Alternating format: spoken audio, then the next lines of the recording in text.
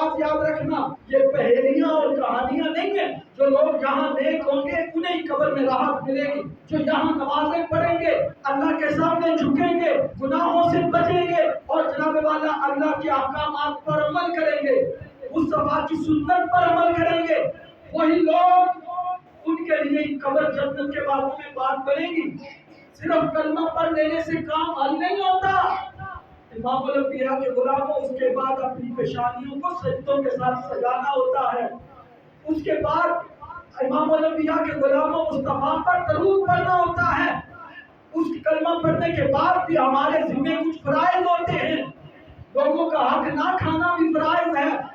امام الانبیاء کے غلاموں، چوری سے بچنا بھی ہمیں بتایا گیا ہے کہ اگر تم نے کلمہ پڑھ لیا ہے تو خبردار، جن کاموں سے اللہ روکتا ہے رکتے رہو، جن کاموں کا اللہ حکم کرتا ہے کرتے رہو، پھر جا کر قبر جنت کا باغ بنے گی۔